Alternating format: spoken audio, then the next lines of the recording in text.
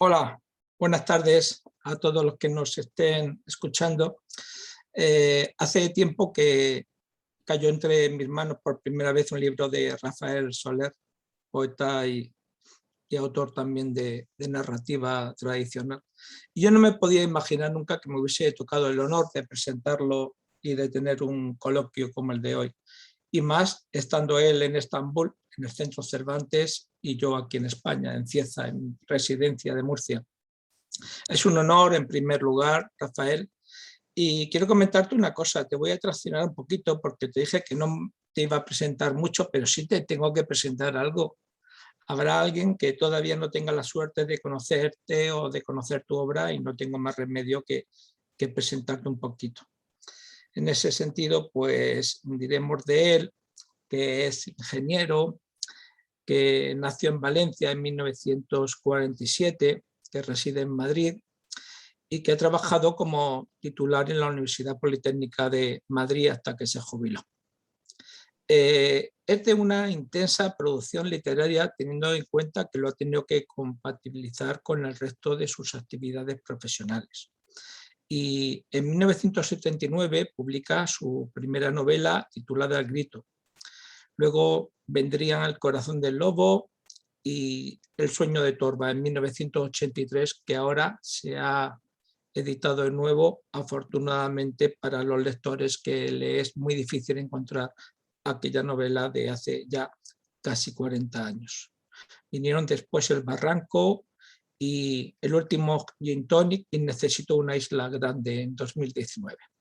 También es autor de los 2 libros de relatos, que han sido los 2 premiados, y de 5 libros de poesía, como Cuentos de ahora mismo, El mirador, perdón, me he equivocado.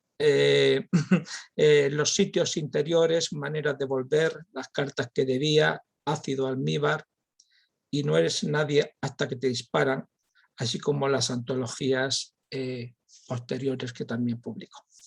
Bueno, ha obtenido en total 10 premios, reconociendo esa calidad que también está en su obra literaria.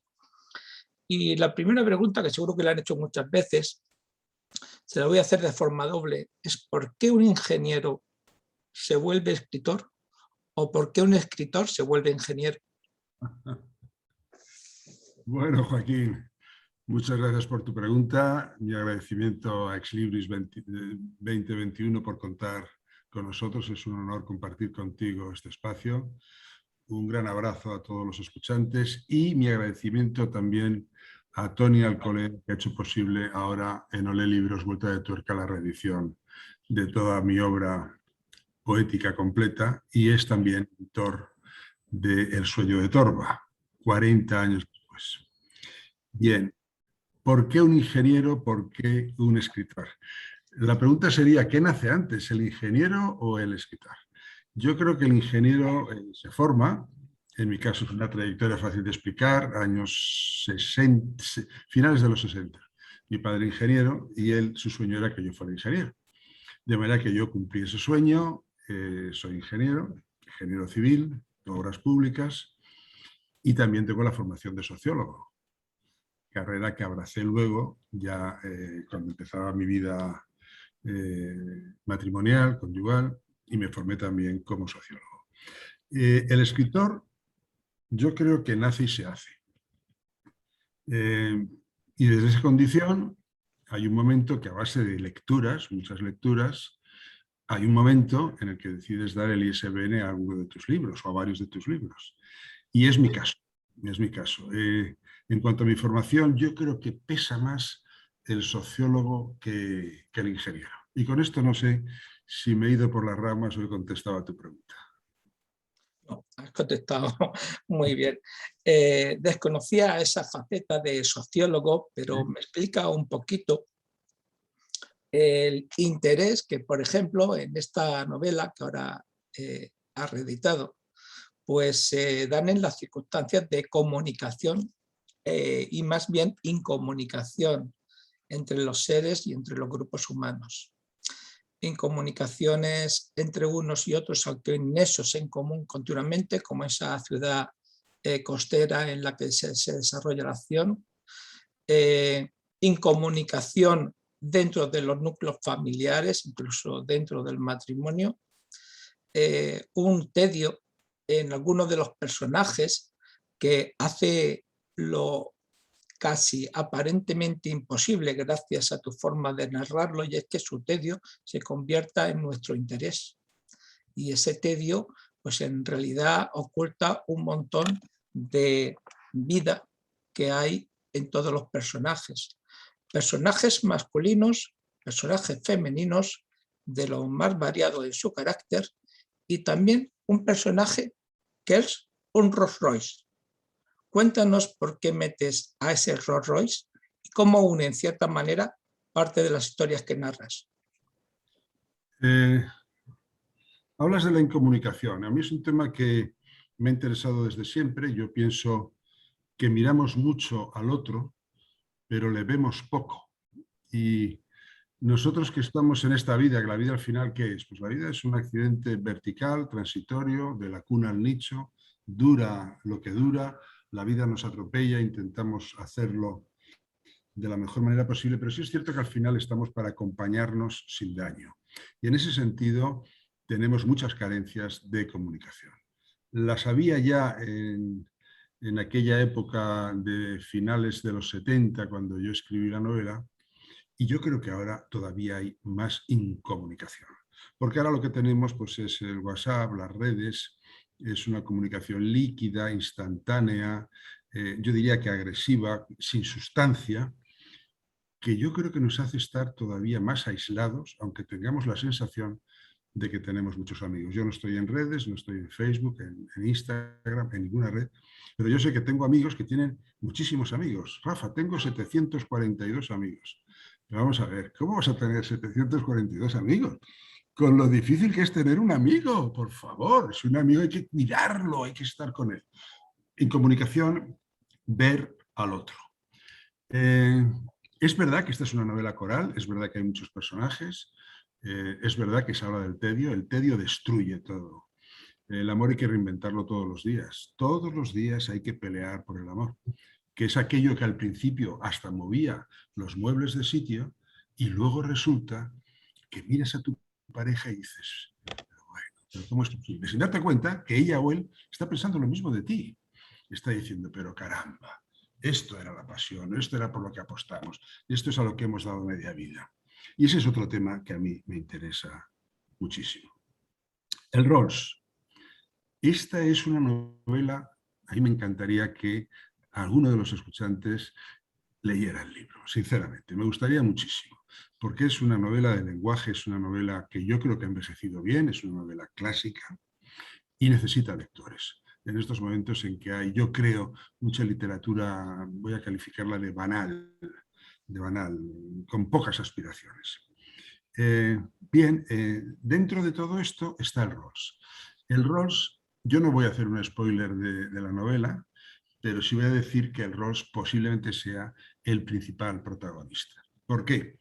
Porque el autor, que soy yo, utiliza el Rolls como ese mecanismo que tiene las claves del pasado y que puede llevarnos a un futuro mejor.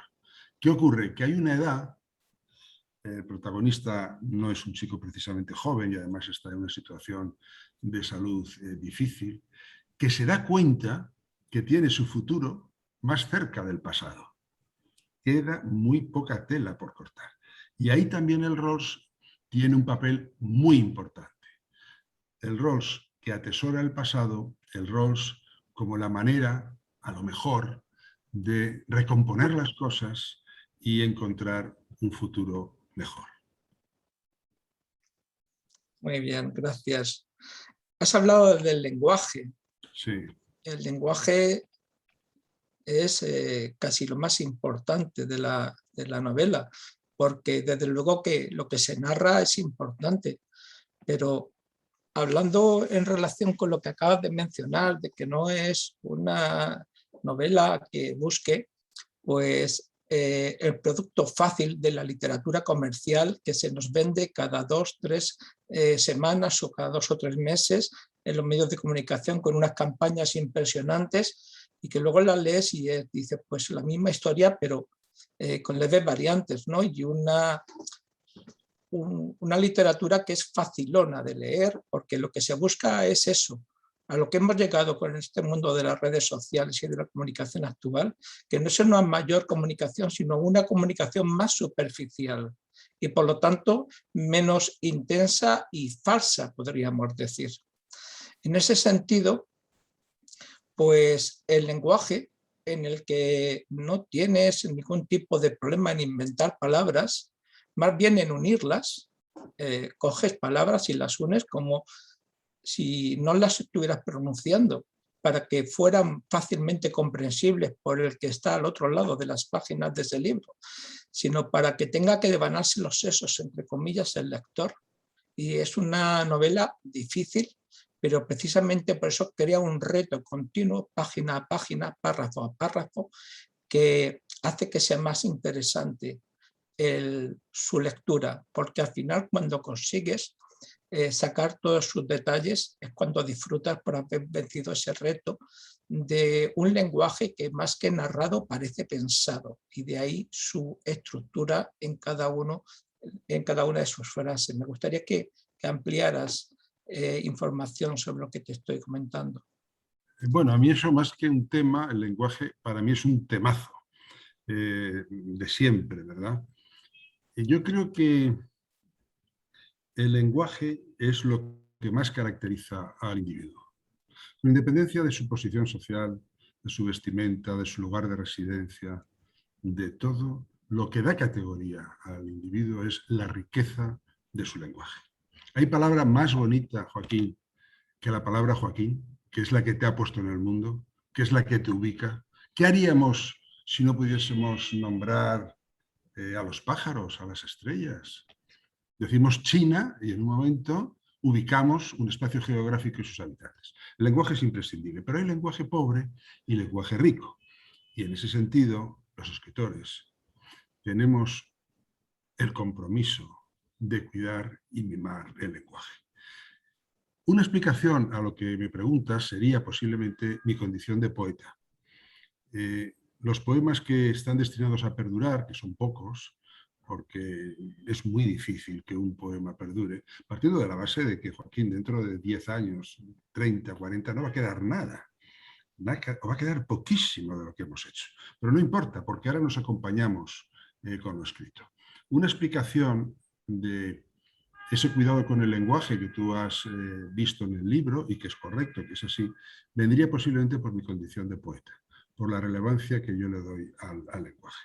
Pero el lenguaje no entendido como un alarde, no entendido como un gustarse a ti mismo, sino como una manera de poner las palabras al servicio de la historia. Si lo piensas un poco, El sueño de Toro es una historia de amor, básicamente.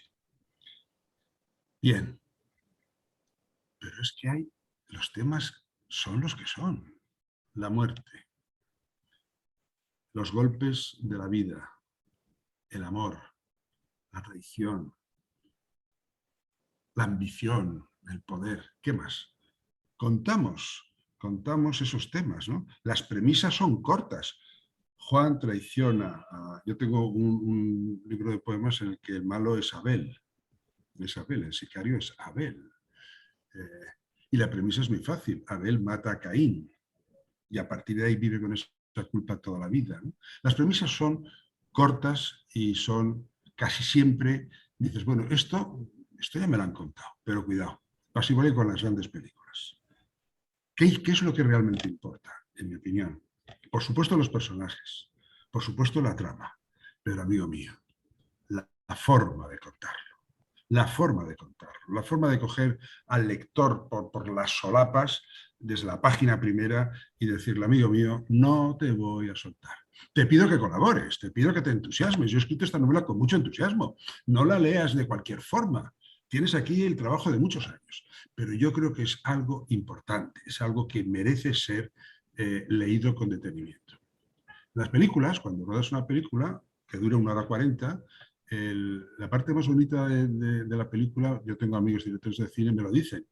¿Sabes lo que es, Joaquín? El montaje. cuando se sientan y dicen, bueno, esta escena sí, yo creía que esto, no, esto no me sirve. Y de repente dicen, yo creo que grabé al final del día, grabamos unos planos de lluvia, ¿verdad? Búscamelos, aquí están, ¡qué bien! Intercalo aquí la lluvia y amigo mío, de repente la película hace así, ¡pam! El escritor tiene el compromiso de escribir con humildad, con pasión, trabajar mucho, ser muy exigente, pero luego tiene el compromiso de tallar lo que escribe. Porque no solo basta contar cosas.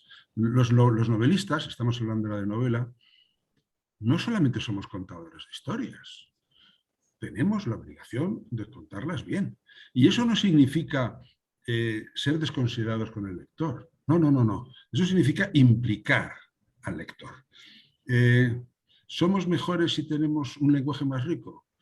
Yo creo que sí. Yo creo que es, como decía antes, el signo más distintivo de cada persona, con independencia de todo lo demás. Sí, desde luego la riqueza en el lenguaje es importante en todo comunicador. Sea un comunicador que da sus clases, sea un comunicador que hace una obra artística plástica o que hace una obra artística narrativa. Es evidente que cuanto más dominas el lenguaje, más matices puedes meter en lo que estás contando, y cuanto más matices, más puedes entender perfectamente. Es muy bonito como lector el poder imaginar en parte la escena que se te está narrando, porque afortunadamente la literatura no es cine, ni el cine es literatura, son dos cosas distintas, aunque muchas veces se retroalimenten, ¿no? Entonces, en ese sentido es muy bonito, pero hay cosas que podríamos llevar a falsedad dentro de nuestro concepto de lo que estamos leyendo, si no fuera por la ayuda del autor cuando nos da esos matices precisos para poder reconstruir más adecuadamente la escena dentro de nuestras cabezas, ¿no? Mientras las pensamos. Y bueno, pues la verdad es que me ha sorprendido esta novela, que no la había leído con anterioridad. Me pilló su primera edición en plena carrera universitaria, y en aquel momento leía literatura, pero muy poquita, porque estaba muy centrado en estudiar todo lo mucho que se nos ponía por delante cuando estudié historia antigua y arqueología, ¿no?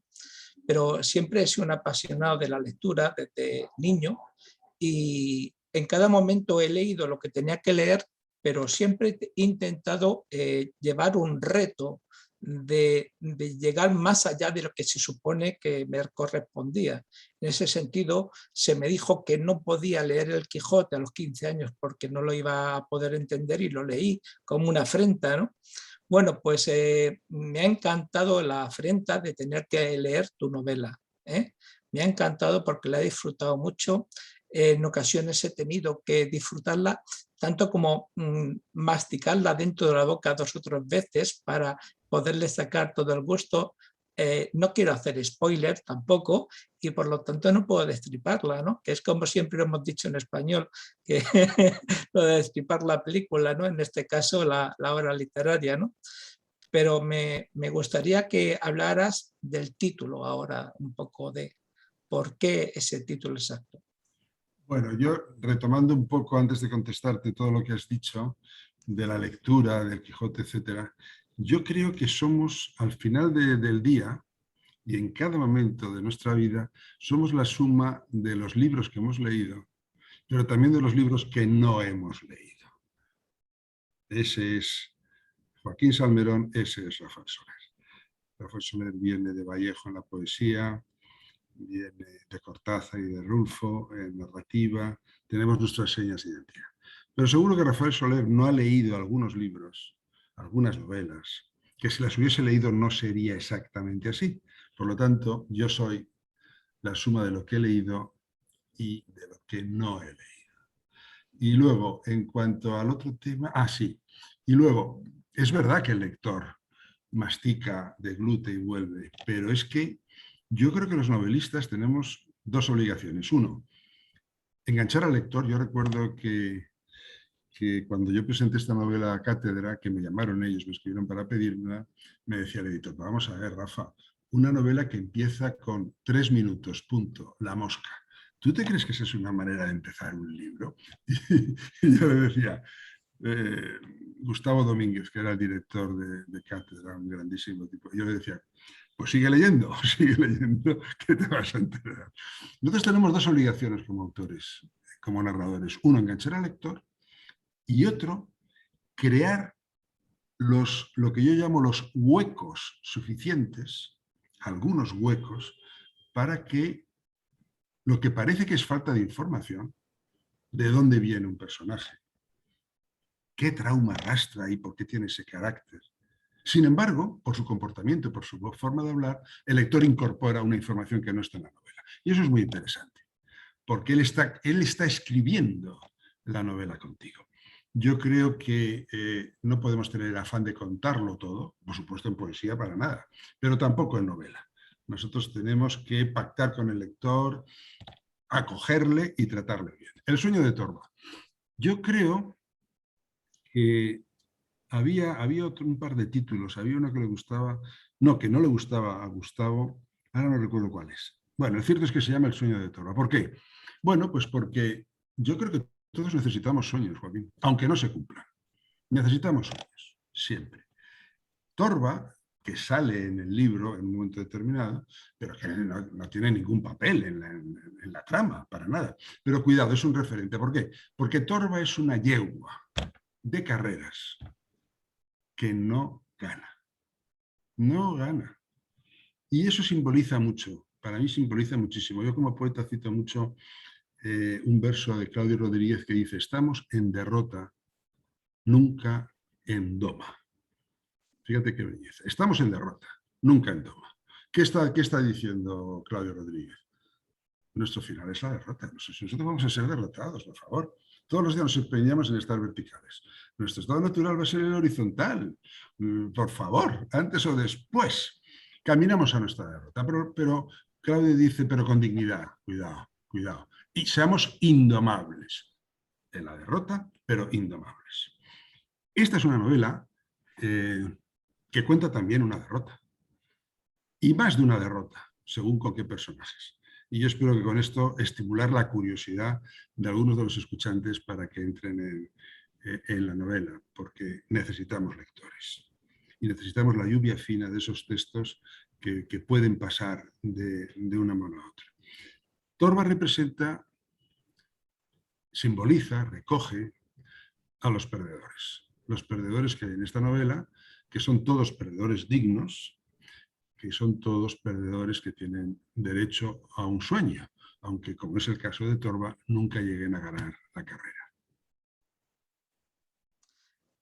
Antes te comentaba lo de los personajes masculinos y femeninos, aparte del Ross, y era precisamente porque quería dejar a tu deseo el que desnudaras o no la realidad sobre quién era Torba. Y efectivamente es un personaje, no he dicho hombres y mujeres de forma deliberada, porque es una yegua, es un ser femenino, ¿no? Y has querido que sea una yegua y no un semental quien sea el derrotado por alguna razón, o es como suele ocurrir en la obra, que muchas veces tú sabes lo que quieres hacer, pero la obra te va llevando por el camino que ella quiere. Sí, porque siempre pasa eso, ¿verdad? Eso pasa. Yo siempre digo, tú lo sabes, que hay narradores de mapa y narradores de brújula. Los narradores de mapa son los que al empezar la novela tienen perfectamente la escaleta de todos los capítulos, el contenido de cada capítulo, cuando aparece un personaje. Y eso está muy bien. Yo nunca he escrito una novela así. Yo escribo con brújula. ¿Qué quiere decir brújula? Voy a hablar del desamor. Voy a hablar del tedio, que fue mi primera novela, que fue El grito. Voy a hablar del tedio. Voy a hablar de la traición. Voy a hablar de la ambición. Y estos tres personajes me van a ayudar mucho. En el último Gin Tonic yo tengo personajes, está mal que lo diga, pero es verdad, muy bien definidos. La última novela, Necesito una isla grande, 5 abuelos que se escapan de un asilo porque les ha tocado el premio gordo y se quieren comprar un loft. No saben lo que es un loft pero suena a esperanza. Ahí también hay unos personajes fuertes. Pero luego, mis personajes, en Torva pasa exactamente igual. Yo sé dónde están, pero no sé a dónde van a ir. Y tampoco sé quién va a ganar la pelea, qué secundarios van a pasar a ser protagonistas. Y así es como escribo yo. Yo tengo preferencia por las mujeres, que se me entienda bien. Que también, con permiso de Lucía, con la que celebro la semana que viene nuestras bodas de oro, 50 años juntos. Pero yo tengo... Enhorabuena, Gracias, gracias. Pero es verdad que yo tengo preferencia por las mujeres, como carácter. Las mujeres ordenan el mundo, las mujeres abrazan nuestra historia, las mujeres nos acompañan, las mujeres nos sobreviven. ¿Qué sería de nosotros sin nuestra madre, sin nuestra esposa, sin nuestra hermana? Y en mis novelas las mujeres tienen un papel muy protagonista siempre. A tu pregunta, ¿por qué una yegua y no un caballo? Pues nunca me habían hecho esta pregunta. Caigo ahora y yo creo que es el subconsciente. No estoy diagnosticado, no sé qué llevo en la cabeza, pero es que yo creo que de manera natural tenía que ser una yegua. Lo comentaba porque las mujeres que yo conozco, en buena parte, suelen ser más ensoñadoras que los hombres, a los que la cultura, no sé si también los genes, nos intenta hacer más realistas, más con los pies en el suelo. Y claro, Zorba es una soñadora, tendrá más o menos conciencia de ello, pero todas las veces que corre porque tiene la esperanza de sentir la alegría del público, porque ella puede llegar a la primera, y de su dueño, de su jinete, etcétera, etcétera, ¿no? Y bueno, pues efectivamente hay mujeres que son tan ensoñadoras como hombres, que eso les lleva a una frustración si no llegan a donde tienen que llevar. Lo importante es el camino muchas veces, no es el final, ¿no? Y en ese sentido, el estar esforzándote toda tu vida por estar, si no en la meta como el primero, cerca de ella, estar ahí, eso me parece que es muy importante, ¿no?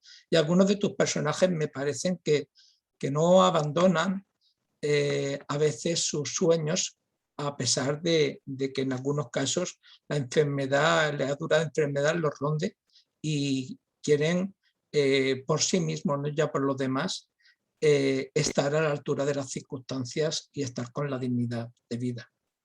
La dignidad es lo más importante. Yo matizo lo que has dicho antes, yo creo que las mujeres efectivamente son soñadoras, pero son mucho más prácticas que nosotros. Las mujeres están muy dotadas para la supervivencia y debemos aprender de ellas. A partir de ahí, todo es posible, todo es posible. Te cruzas con una mujer y te detienes, te cruzas con dos, te detienen, te cruzas con tres y tú no tienes.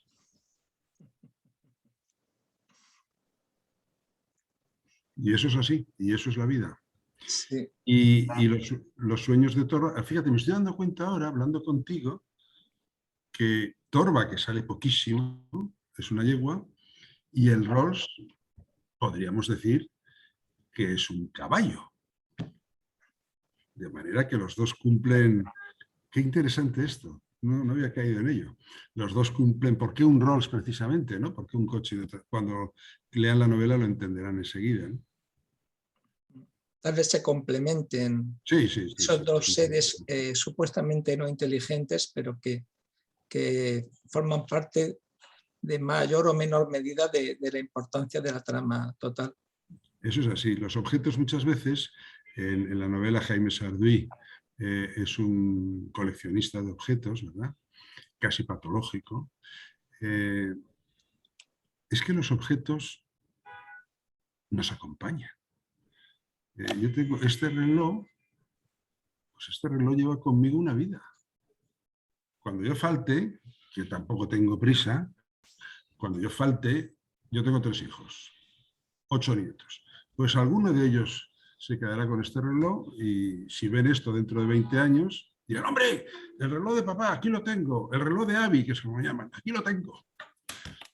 Es decir, estamos tan desvalidos,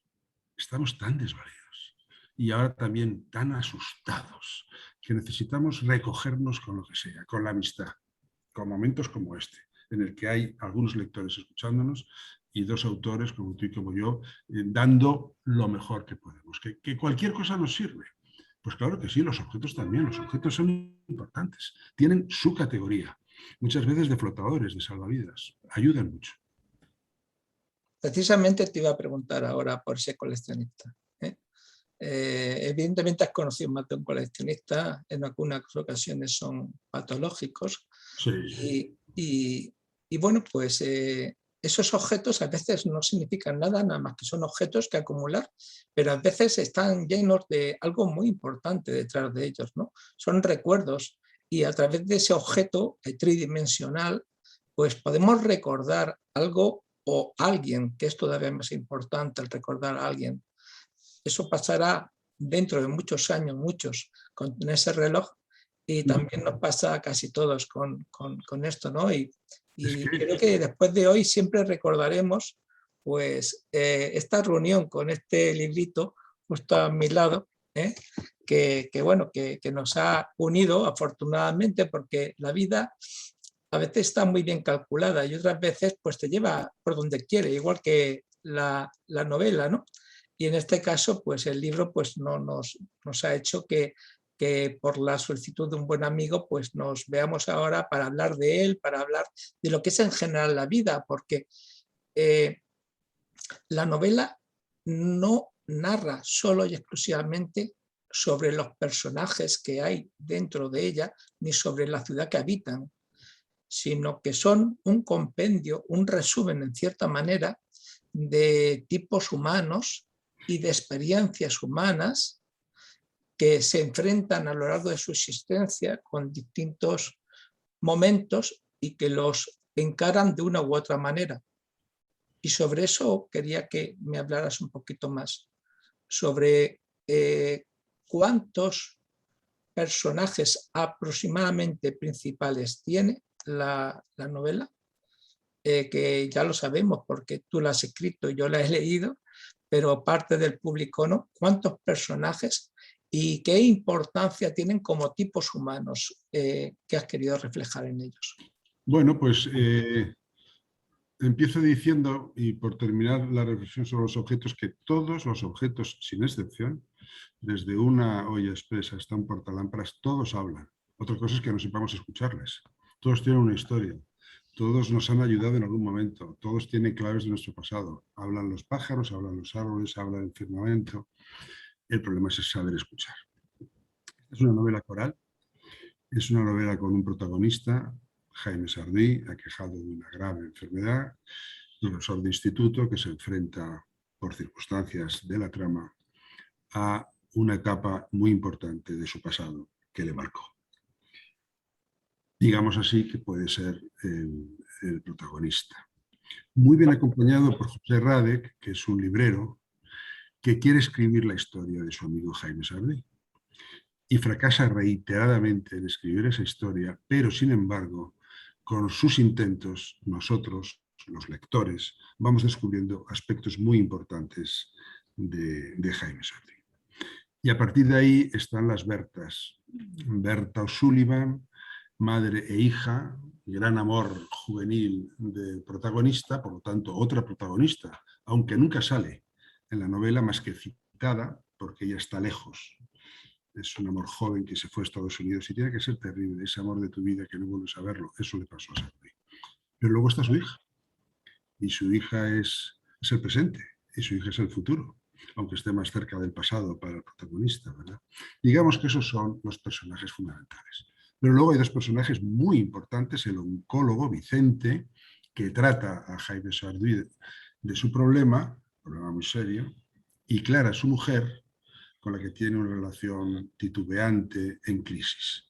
Digamos que tanto Vicente como Clara, esa pareja en crisis, terminan de completar el cuadro, el casting, si esto fuera una película, de actores principales y secundarios, cuando aquí realmente secundarios no son, porque todos sabemos que en una película hay un actor que tiene 7 minutos en la peli y sin embargo se come la peli, porque esos minutos son determinantes. Y luego hay el protagonista que, claro, como no va a haber protagonista y antagonista, ¿no? En esta novela yo creo que todos son protagonistas, sin excepción. Pero creo que he dado ya un esbozo de lo que me has preguntado. Muy bien, vamos a hablar un poquito de por qué estás ahora mismo en Estambul y en el Centro Cervantes, si te parece. No te lo he llegado a preguntar en nuestras previas llamadas telefónicas, pero supongo que es para presentar algunos de tus trabajos más recientes desde el punto de vista literario, me refiero, por supuesto. Sí, lo hago encantado y yo te voy a pedir, por favor, que con esto cerremos un poco. Yo estaría hablando 3 horas, Joaquín, lo sabes, ¿no? Pero es que me están esperando, tengo un coche abajo y tengo que salir corriendo. Pues yo estoy en Estambul porque ahora, en media hora escasa, tengo un acto en el que voy a hablar de poesía con un título muy provocador: Poesía, hacen falta 2 para bailar. Los 2 que bailamos son el autor y el lector. Los libros necesitan un... Y sobre eso voy a hablar de poesía, aprovechando que acaba de salir mi obra completa, todo lo que yo he escrito en poesía, que son 6 libros, y algunos poemas que he publicado fuera de España, sueltos en revistas, con el título de Vivir es un asunto personal. Tú tienes tu vida, yo tengo la mía, la compartimos, pero querido, tus errores son tuyos, tus aciertos son tuyos, y a mí me pasa igual. Y yo sé que todos los escuchantes estarán diciendo, pues es verdad, vivir es un asunto personal. Y la otra reflexión, espabila, querido, porque además de ser un asunto personal, vivir siempre nos costará la vida. ¿A qué esperamos para bebernos la vida intensamente, día a día? Me he puesto un poco solemne, ¿no? Creo que ha sido un final muy adecuadamente solemne a nuestro coloquio. Me ha encantado hablar contigo. Yo también me tiraría varias horas más, pero sé lo importante de ese acto, que es importantísimo, y espero que algún día en la ciudad de Cieza, de Murcia, en donde tenemos un museo que dirijo desde hace 34 años, pues que tengas la bondad de visitarnos para recitarnos algunos de tus poemas dentro de un espacio tan singular como las casas andalusíes con los arcos originales de Sillasa, que es como se llama el museo. Así que aquí te esperamos a ti y a todos los oyentes, que espero que se hayan pasado la mitad de bien que yo, porque será entonces muy, muy bien como se lo han pasado oyéndote. Muchas gracias, Rafael. Muchas gracias a todos. Mucho éxito a esta magnífica iniciativa cultural en Murcia. Gracias.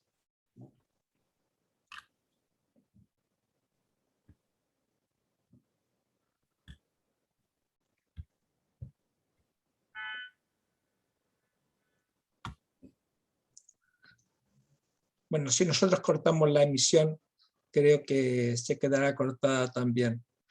Hasta pronto. Gran abrazo, gran abrazo. Igualmente, un gran abrazo. Hasta luego.